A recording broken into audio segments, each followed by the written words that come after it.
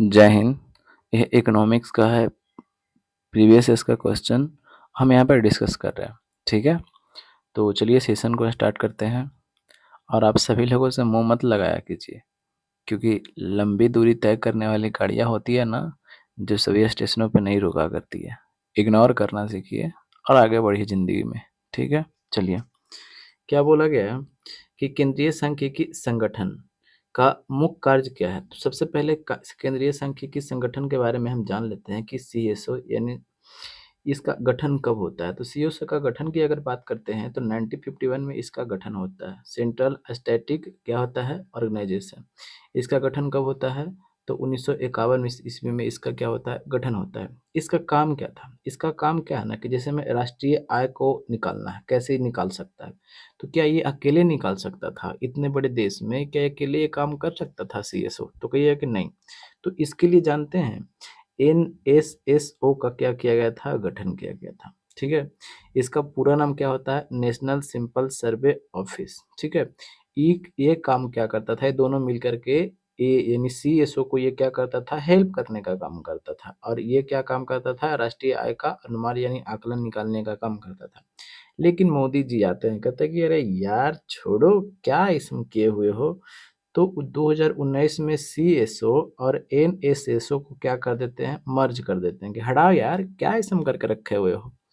और इसका एक नाम देते हैं क्या, नेशनल स्टैटिक ऑफिस। ठीक है, तो ये कब गठन एक साथ मिला दिया गया, तो 2019 में। समझ में आ गया। तो इसका आंसर अब समझ में आ गया होगा कि कौन सा होगा जो, तो ऑप्शन नंबर क्या हो जाएगा, 3 हो जाएगा। ठीक है, अगर इसका पीडीएफ लेना है तो टारगेट जीएस बाय मान सिंह टेलीग्राम चैनल पर जाइएगा, सर्च करने के बाद ज्वाइन कर लीजिएगा, आप वहां से पीडीएफ प्राप्त कर सकते हैं। चलिए, क्या बोला गया है, राष्ट्रीय मिशन ग्रीन इंडिया।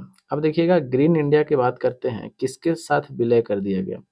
देखिएगा, अगर विलय की बात करते हैं तो ये नरेगा में कर दिया गया। ठीक है, ये कब का, ये कहाँ पे कर दिया गया, तो नरेगा में। तो सबसे पहले आपके माइंड में ये घूमना चाहिए कि अच्छा ये नरेगा, इसका गठन कब हुआ था। तो देखिएगा, नरेगा का एक्ट आता है 2005 में, लेकिन ये लागू कब होता है, तो 2006 में ये लागू हो जाता है।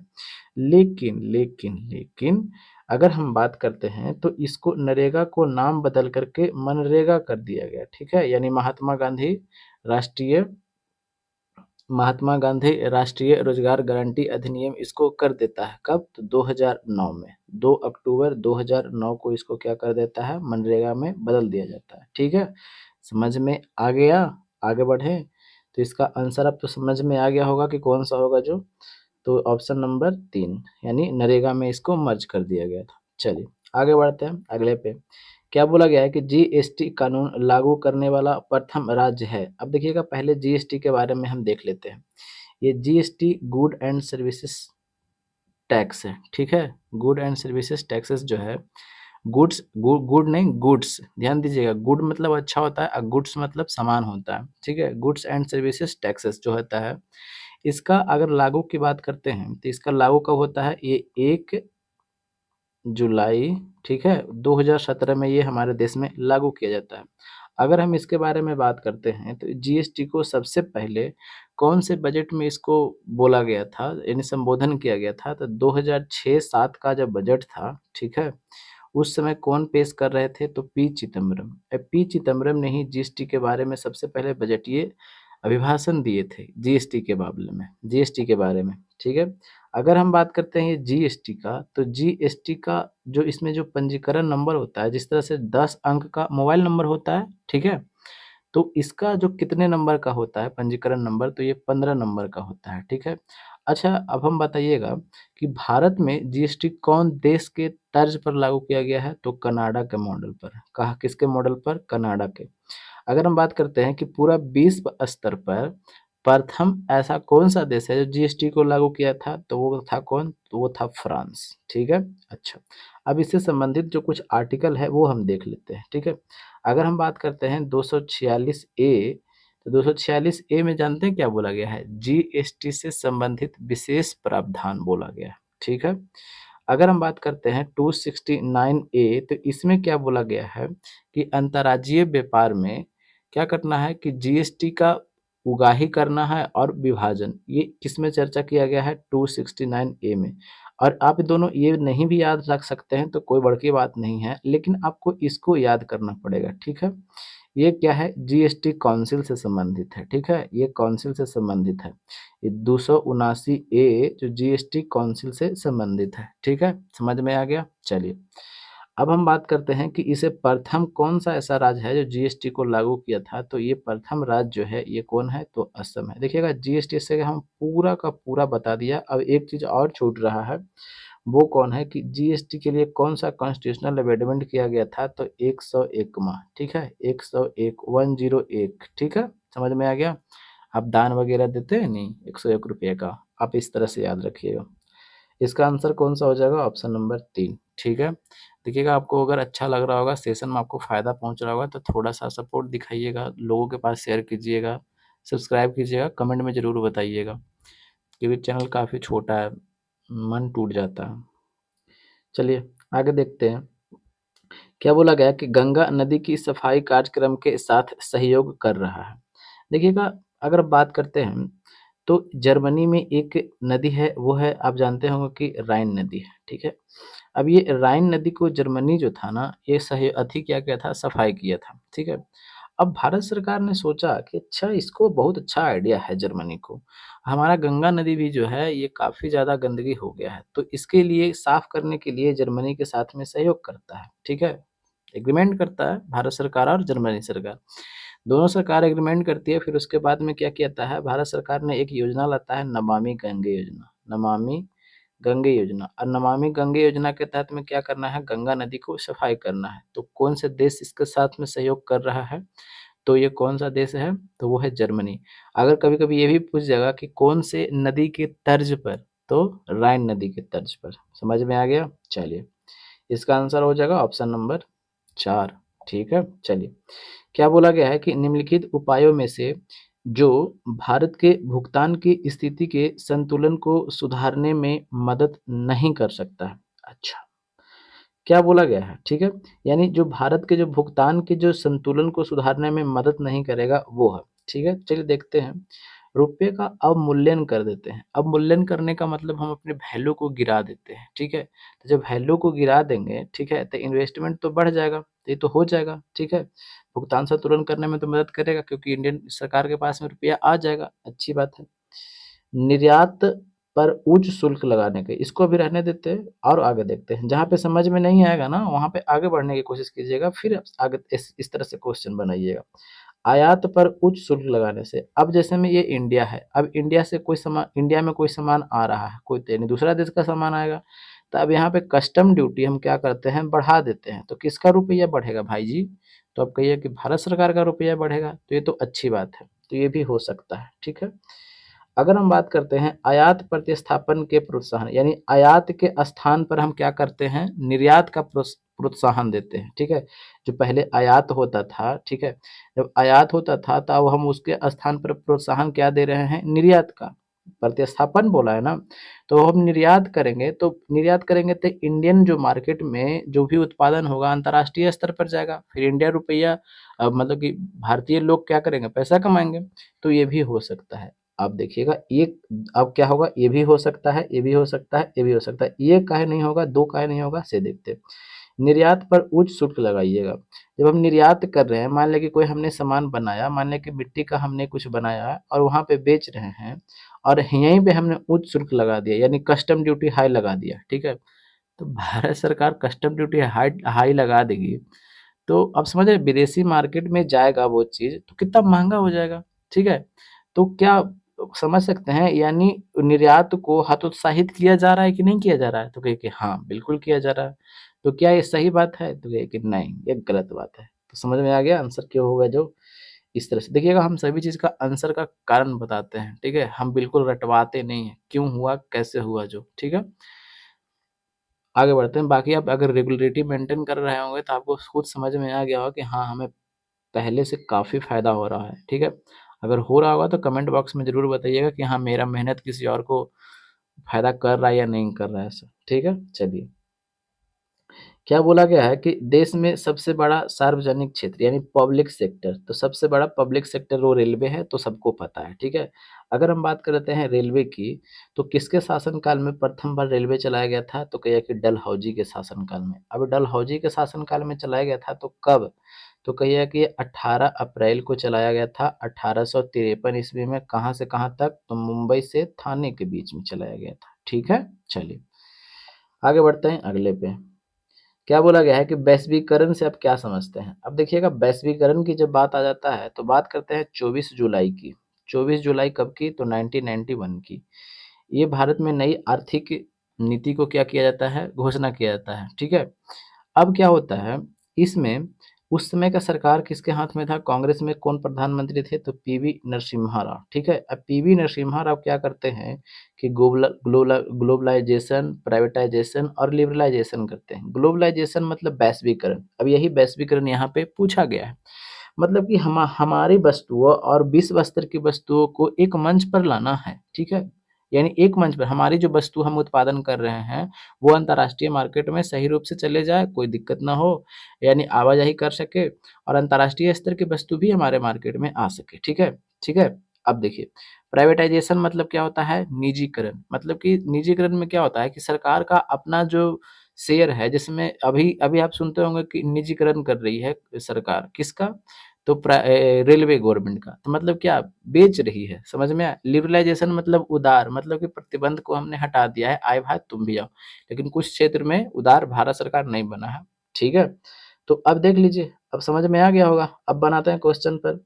अपनी अर्थव्यवस्था विश्व अर्थव्यवस्था में सामंजस्य स्थापित करना, बिल्कुल सही है। लेकिन हम और भी क्वेश्चन को पढ़ते हैं, ऑप्शन को। कानून में ढील देना, कानून में ढील देना ये उदारीकरण ना होगा जी, तो ये तो कैसे खत्म हो गया। आयात निर्यात पर अंकुश लगाना क्या बोल, समझ में आ गया। ऑप्शन नंबर क्या हो जाएगा, ऑप्शन नंबर 1 हो जाएगा, ठीक है। चलिए, क्या बोला गया है कि वह कौन सा मुख्य कारक था जिससे शहरीकरण के स्वरूप पर गहरा प्रभाव पड़ा है। देखिएगा, शहरीकरण यानी शहरीकरण डेवलपमेंट कैसे आखिर हुआ। जैसे में अब क्या हो गया है कि अब शहर में इंडस्ट्री लग गया, तो जब इंडस्ट्री लग गया तो लोग कमाने के लिए गांव से कहाँ चल गए, शहर चल गए, ठीक है। लोग कहाँ चले गए, जब शहर चले गए। अब जब शहर से उठ गांव से उठ के जब शहर में चले जाएंगे तो जनसंख्या शहर की क्या हो जाएगी, बढ़ जाएगी। और जैसे जैसे बढ़ जाएगी तो जो चीज़ की आवश्यकता होगा यहाँ पे, अब जैसे में क्या होगा कि अब यहाँ पे इंडस्ट्री लग गया है तो सब मजदूर यहाँ आ गए, ठीक है। फिर उसके बाद में क्या हो गया, जब आ गए तो फिर उसके बाद में बहुत ज़्यादा लोग रहने लगे, तो उसी करते करते क्या हो गया कि एक शहर का रूप ले लेता है, ठीक है। तो कैसे बढ़ गया, औद्योगिकरण होगा तो शहर क्या हो जाएगा, अपने आप विकसित हो जाएगा, समझ में आ गया। फिर उसके बाद में जो ज़रूरतें हैं वो होते चले जाएँगे, आगे बढ़ते चले जाते हैं। तो समझ में आ गया, इसका आंसर कौन-सा हो जाएगा, औद्योगिकरण। औद्योगिकरण, आधुनिकीकरण बिल्कुल नहीं हो सकता है, औद्योगिकरण होगा, ठीक है। चलिए आगे बढ़ते हैं।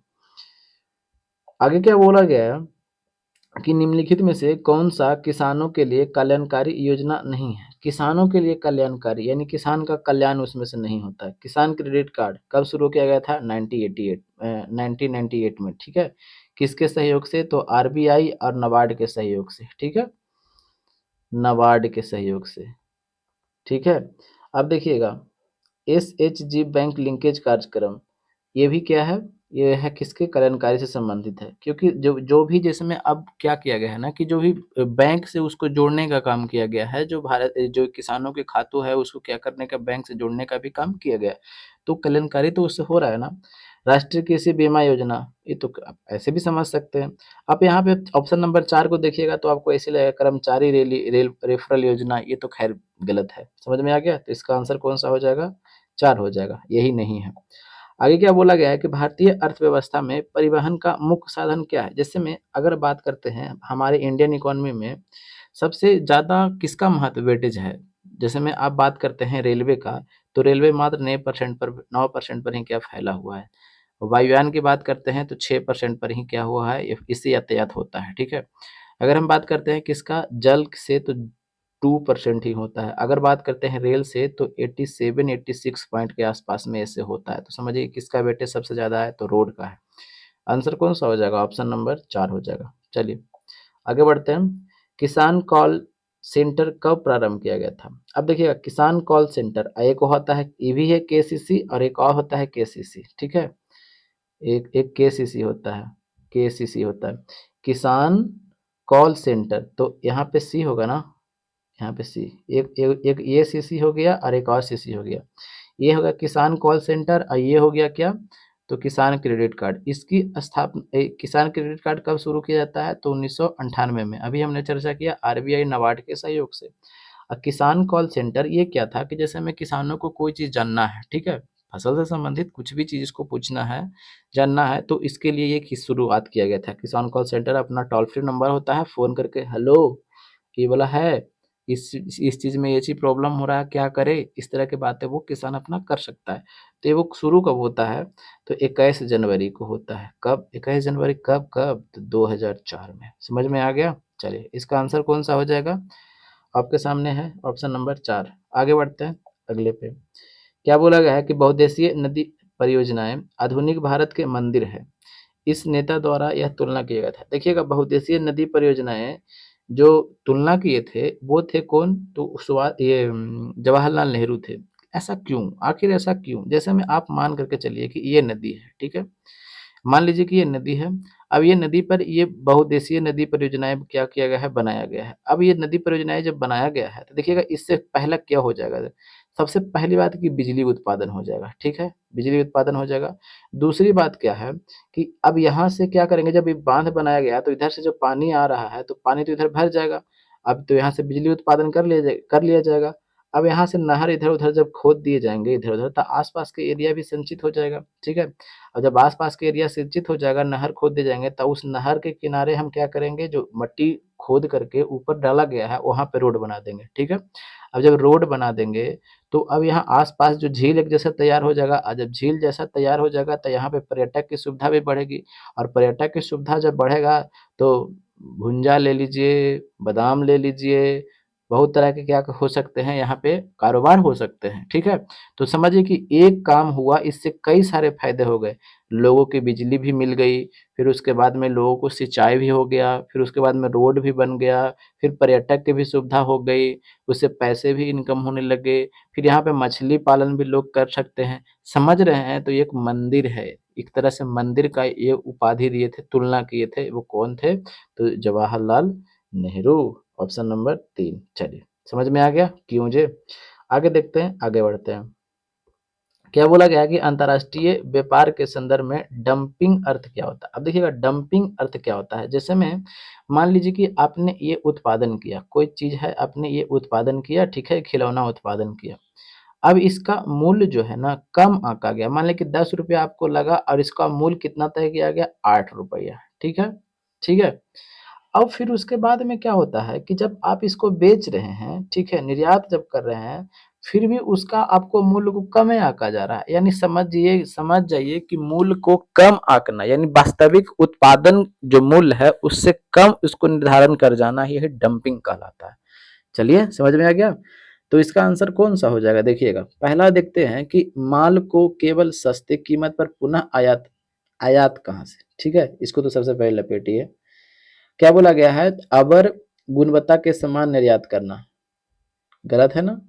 उत्पादन की वास्तविक लागत से, हाँ, उत्पादन की वास्तविक लागत से कम या उसके घरेलू बाजार में मूल्य के नीचे कीमतों पर माल निर्यात करना, बिल्कुल सही। इसका आंसर क्या हो जाएगा, ऑप्शन नंबर 3। चलिए आगे बढ़ते हैं अगले पे। क्या बोला गया है, उपभोक्ता सुरक्षा कानून। सबसे पहले बात करते हैं कि उपभोक्ता सुरक्षा कानून ये कब आता है, तो 1986 में आता है। इसका जो उद्देश्य था ये क्या-क्या था, यही आपको पूछा गया है, ठीक है। क्यों बनाया गया था, तो देखिएगा जैसे में कोई बेईमानी वगैरह जो होता है उसको सेफ्टी के लिए बनाया गया था, पहला चीज है। दूसरी बात है कि सुरक्षा का अधिकार सबको पता हो, ठीक है। और तीसरा बात, जो ग्राहक शिकायत करते हैं ना, ठीक है, ग्राहक जो शिकायत करते हैं उसको परिणाम, मतलब कि उसको रिजल्ट तुरंत दिया जा सके, ठीक है। तो समझ में आ गया। तो देखते हैं ऑप्शन पर चलते हैं। क्या बोला गया है कि उपभोक्ताओं को बेईमानी से बचाया जा सके, यानी कंज्यूमर जो है हम लोग खरीदते हैं उसको बेईमानी से बचाया जा सके, बिल्कुल सही बात है। सुरक्षा का अधिकार प्राप्त हो, बिल्कुल ठीक है। ग्राहक की शिकायतों को सरल, ठीक है, तीव्र और कम खर्चों में दूर किया जा सके। बिल्कुल सब सही है। इसका आंसर क्या हो जाएगा? Option number 4। आगे बढ़ते हैं। क्या बोला गया है कि युवा जो कि प्रधानमंत्री कौशल विकास योजना के अंतर्गत एक कौशल विकास कार्यक्रम जिसके द्वारा प्रारंभ किया गया था, तो ये किसके द्वारा प्रारंभ किया गया था? ठीक है, तो अगर हम बात करते हैं तो ये प्रारंभ किया गया था, ये दिल्ली गवर्नमेंट के द्वारा। किसके द्वारा? दिल्ली। जैसे में आप कुछ दिन पहले योजना देखे होंगे कि काफ़ी लोगों को कौशल दिया जा रहा है, मतलब कौशल मतलब कि क्या स्किल बन दिया जा रहा है, फिर उसके बाद में उसे कंपनी में भेजा जाता था। तो किसके द्वारा दिया किया जा रहा है? तो देखिएगा, अगर हम बुक में बात करते हैं तो ये बुक में दिया गया है दिल्ली पुलिस, ठीक है। लेकिन दिल्ली पुलिस तो हमें बिल्कुल नहीं होना चाहिए, ठीक है। अगर ऐसा है तो हम इसको सर्च कर लेते हैं तुरंत, ठीक है। सही निकला, ठीक है। ये ये बुक में गलत दिया गया है, ठीक है। सर्च किया तो आंसर यही दे रहा है, ये दिल्ली पुलिस नहीं दे रहा है, ठीक है। तो इसका आंसर कौन सा हो जाएगा? तो राष्ट्रीय कौशल विकास समिति, ठीक है।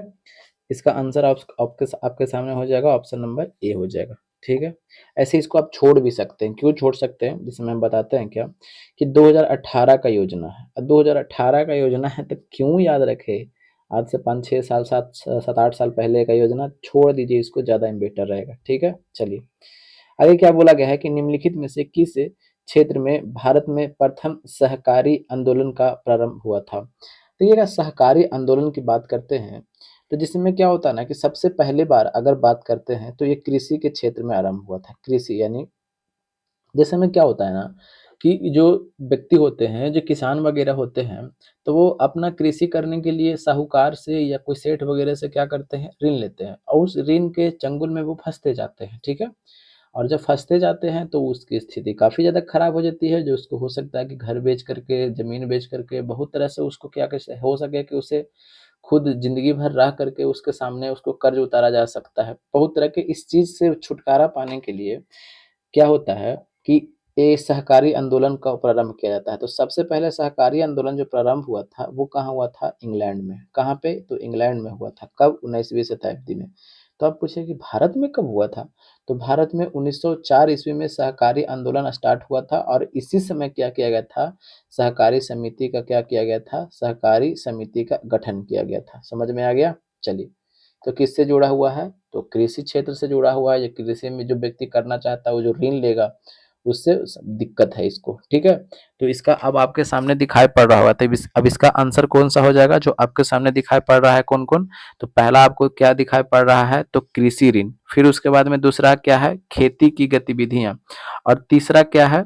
तो सहकारी उपभोक्ता और कृषि विपणन। तो समझ में आ गया ना कि क्यों होगा कि सॉरी, मतलब कि क्यों हुआ था? जो कृषि जो ऋण लेता था उसके अंतर्गत में था। तो ऑप्शन नंबर क्या हो जाएगा? ए हो जाएगा, ठीक है। चलिए आगे क्या बोला गया है कि किसी वस्तु की कीमत में वृद्धि से क्या अभिप्रेरित है? अब देखिएगा, वस्तु की कीमत बढ़ गया है। जैसे में आप मान करके चलिए कि आपके पास में ये वस्तु है, ठीक है। ठीक है, मान लीजिए कि खिलौना है।